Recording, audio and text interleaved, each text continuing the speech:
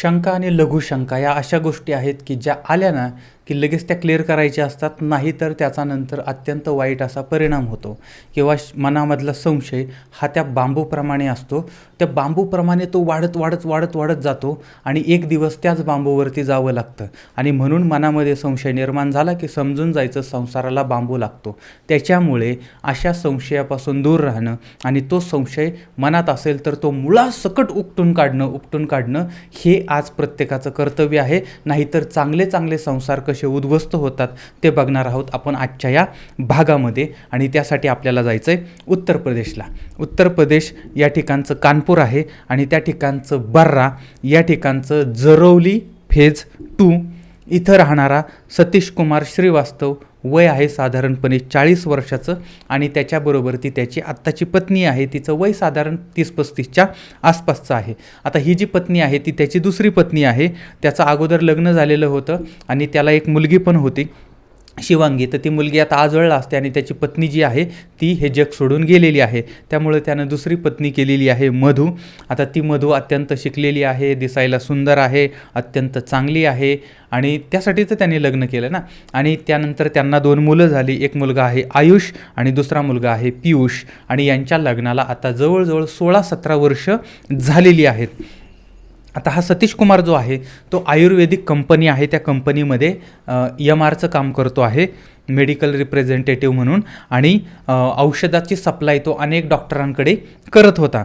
आता यांची जी मुलं आहेत त्यांचं वय एकाचं 14 वर्षाचं आहे, एकाचं 16 वर्षाचं आहे आणि जो थोरला मुलगा आहे तो मेडिकल स्टोअरमध्ये काम करतो आहे आणि धाकटा मुलगा आहे पियुष, तो डॉक्टर होण्यासाठी त्याचं शिक्षण चाललेलं आहे. अशा पद्धतीनं ही 2 मोठी मुलं म्हणजे आता इतकं पार अगदी इतक्या वर्ष झालं यांच्या लग्नाला आलेलं आहे. आता मुलं पार अगदी हाताखाली आलेली आहेत आणि एवढं सगळं असताना पती कामावर जायचा, मुलं त्यांचं काम करायची आणि पत्नी घरामध्ये एकटी असायची.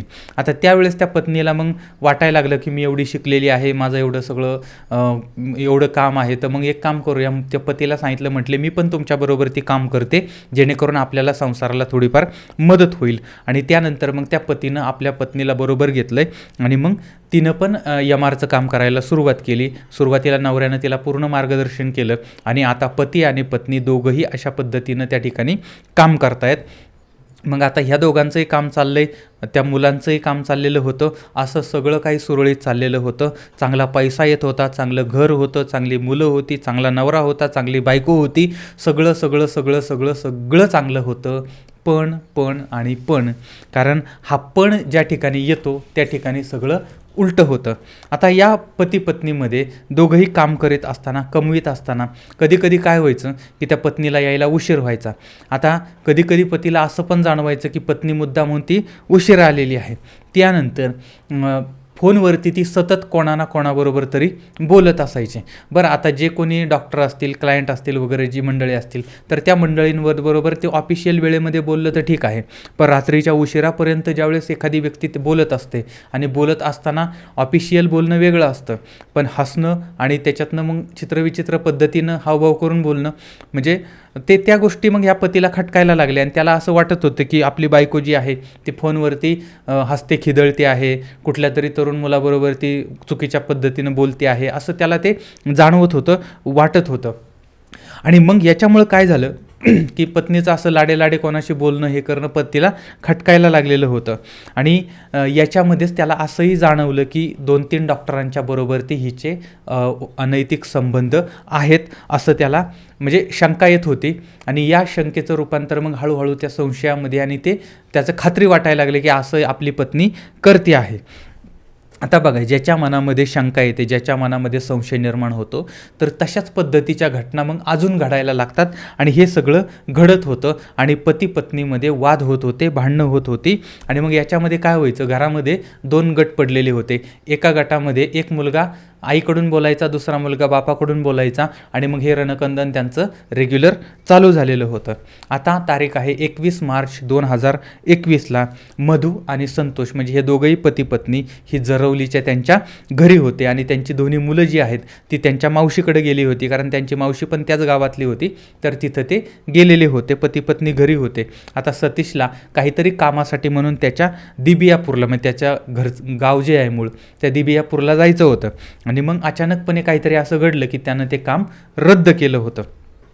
आणि दुपारच्या वेळी या मधूला म्हणजे त्याच्या पत्नीला कोणाचा तरी फोन आला आणि फोन आल्यानंतर मग ती बाहेर पडली, कुठं गेली माहीत नाही. आता संध्याकाळ झाली, मुलं आली, मुलांनी विचारलं आई कुठं आहे, त्यांनी सांगितलं, म्हटले दुपारी कोणाचा तरी फोन आला आणि काहीतरी क्लायंटचा फोन होता आणि त्याच्यानंतर ती गेली ती काय आलेली नाही. त्यानंतर मग मुलांनी पण आईला फोन लावला पण तिचा काय फोन लागला नाही. त्यानंतर मग त्यांनी बाकी कुठं जाऊ शकते अशा पद्धतीनं तिकडं पण शोधण्याचा प्रयत्न केला पण काही कॉन्टॅक्ट झाला नाही. त्यांना मग टेन्शन यायला लागलं की दुपारी गेलेली, संध्याकाळ झाली तरी माघारी आलेली नाही आहे. आणि त्यानंतर मग इकडं तिकडं शोधलं, रात्रीचं बराच वेळ शोधलं तरीही ती सापडली नाही. आणि त्याच्यानंतर मग काय केलं, दुसऱ्या दिवशी या सतीशनं आपला थोरला मुलगा जो आहे आयुष त्याला सांगितलं, म्हटले तू पोलीस स्टेशनला जा आणि त्या ठिकाणी FIR नोंदव की अशा पद्धतीनं ती गायब झाली. आता हा आयुष FIR नोंदवून आला. नंतर आता या सतीशनं मुलांना सांगितलं, म्हटले आता ही कुठं गेली माहीत नाही, तुम्ही काय करा आता तुमच्या मावशीकडे राहा, कारण काय होतं आता इथं खाण्यापिण्याचे प्रॉब्लेम येतील, त्यामुळे तुम्ही 2-3 दिवस मावशीकडे राहा, तुमची आई आली की मग परत इकडं या. अशा पद्धतीनं त्यानं आपल्या मुलांना मावशीकडे राहायला पाठवलं. आणि मग हा सतीश जो आहे तो त्याच्या कामावरती जायचा. आता तारीख आहे 23 मार्च 2021ला. घरामध्ये सतीश नव्हता, मुलं नव्हती, घराचा दरवाजा बंद होता आणि त्या घरामधून प्रचंड दुर्गंधी यायला सुरुवात झालेली होती. आता ज्या शेजाऱ्या पाजाऱ्यांना काही शंका यायला लागली आणि शेजाऱ्या पाजाऱ्यांनी मग पोलिसांना फोन लावला आहे, अशा पद्धतीनं प्रचंड दुर्गंधी या घरातून येते आहे. मग पोलीस आलेत आणि पोलिसांनी तो दरवाजा बंद होता, त्याचं कुलूप होतं, मग पोलिसांनी कुलूप तोडलं, पोलीस आत घुसले. आत घुसल्याबरोबर त्यांनी दरवाजाच्या समोर बघितलं तर मधूचं प्रेत त्या ठिकाणी पडलेलं होतं. मग पोलिसांनी त्या ठिकाणी पंचनामा केलेला आहे आणि ती बॉडी जी आहे ती पोस्टमॉर्टमला पाठवलेली आहे आणि त्या पतीला म्हणजे सतीशला आणि त्यांच्या 2 मुलांना अटक केलेली आहे. 4 दिवसापासून तुम्ही तिला शोधण्याचा प्रयत्न करताय, ती गायब झाली, FIR नोंदवलेली आहे तुम्ही आणि तिचं प्रेत कुठं होतं तर तुमच्याच घरामध्ये होतं, म्हणजे तुमच्या घरामध्ये प्रेत, तुमच्या घरामध्ये ती, आणि तुम्ही बाहेर मात्र शोधण्याचं नाटक करताय. आणि मग पोलिसांनी त्या तिघांना अटक केल्यानंतर कसून चौकशी केल्यावरती मग या सतीशनं आपला गुन्हा कबूल केला. त्यानं सांगितलं याच्यामध्ये मुलांचा काही दोष नाही आहे, जे काही झालंय, जे काही केलंय, जे काही घडलंय ते मी केलेलं आहे, माझ्यामुळे झालेलं आहे. आता त्या दिवशी नक्की तिथं काय घडलेलं होतं तर यांचं पती पत्नीमध्ये संशयावरून यांच्यामध्ये वाद होता, भांडणं होती आणि ती पत्नी त्याला उत्तर देत होती आणि ह्या सगळ्या प्रश्नोत्तरामध्ये यांच्यामध्ये पार अगदी हमरीतुमरीवरती ही मंडळी यायची. आता 21 मार्चला हे दोघंही घरामध्ये होते, मुलं मावशीकडे गेलेली होती. आता या सतीशला त्याच्या दिपियापूरच्या बाजूला कुठंतरी जायचं होतं गावाला आणि मग त्यानं काय केलं, आपल्या बायकोला सांगितलं, म्हटलं की मला लवकर स्वयंपाक बनव कारण मला सकाळी सकाळी गावाला जायचं आहे. आता त्यावेळेसच नेमकं सकाळी सकाळी कोणत्या तरी तरुणाचा फोन त्या पत्नीला आला आणि त्यानंतर ती त्याच्याबरोबर बोलत बसली. आता त्याचं ते बोलणं, हसणं, खिदळणं तिचं आणि त्याच्यानंतर मग त्यांच्या त्या गप्पा आणि मग ते असं चावटपणा वगैरे सुरू झाला तिथं. आता ह्या गोष्टी आणि तो पती तिला म्हणतोय की मला गावाला जायचं आहे, मला गावाकडं जायचं आहे आणि त्याच्यासाठी तू स्वयंपाक बनव कारण मला परत उशीर होतोय, असं तसं तो पत्नीला सांगतोय. पत्नी मात्र फोनवरती आहे आणि त्या पतीकडे बिलकुल लक्ष देत नाही. काही लोक अशी आहेत जे नवऱ्याला बिलकुल किंमत देत नाहीत आणि त्याच्यामुळे त्यांचे नवरे प्रचंड वैतागलेले असतात आणि मग असं काहीतरी कांड नंतर होतं. आता ही काही त्या नवऱ्याला किंमत देत नव्हती, तो बिचारा गयावया करतोय, तिला सांगतोय मला उशीर झालाय, जायचं आहे, पण तरीही ती ऐकत नाही. हे बघितल्यानंतर याला इतका राग येतो आणि तिचा मोबाईल घेतो आणि तो मोबाईल जमिनीवरती आपटतो. आपटल्यावरती ही त्याच्यावरती धावून येते, धावून आल्यावर हा तिला ढकलतो, ढकलल्यावरती ती पडते भिंतीवरती आणि मग तिच्या डोक्याला लागतं आणि मग आपल्या नवऱ्याने आपल्याला ढकललंय, आपल्या डोक्याला लागलं हे बघितल्यानंतर तिनं पायातली चप्पल काढली आणि नवऱ्याच्या थोबाडीत मारली. आता चपलीनं आपल्या बायकोनं थोबाडीत मारली हे पाहिल्यानंतर मग याला पण प्रचंड राग आला आणि मग यानं तिला खाली पाडली आणि खाली पाडल्यानंतर तिला मारहाण करायला सुरुवात केली आणि तिचा गळा आवळायला, गळा दाबायला सुरुवात केली. तिची साडी होती, तिनंच तिचा गळा आवळला आणि आवळल्यानंतर इतका जोरात आवळला की नंतर तिचा मृत्यू झालाय, ती गतप्राण झालेली आहे. आता काही क्षणातच बायको समोर मरून पडलेली आहे. आता हे बघितल्यानंतर मात्र हा जागेवर आला, आता काय करायचं, रागाच्या भरामध्ये एवढं सगळं झालं, आता करायचं काय, सकाळची वेळ आहे आणि तिचं प्रेत बाहेर घेऊन जाता येत नाही. आणि मग त्यानं काय केलं, एक मोठा बॉक्स होता, तो बॉक्स मोकळा केला, त्याच्यामध्ये हिचं प्रेत टाकलं आणि तो बॉक्स आतमध्ये ठेवून दिला आणि तिचा मोबाईल जो आहे तो मोबाईल बंद केला. संध्याकाळच्या वेळी मुलं आली, मग मुलांना ह्यानं सांगितलं, म्हटलं की तिला दुपारी फोन आला आणि ती गेली वगैरे असं सांगितलं. नंतर ते शोधण्याचं नाटक केलं आणि दुसऱ्या दिवशी मग हे पोलिसांमध्ये FIR वगैरे हे सगळं.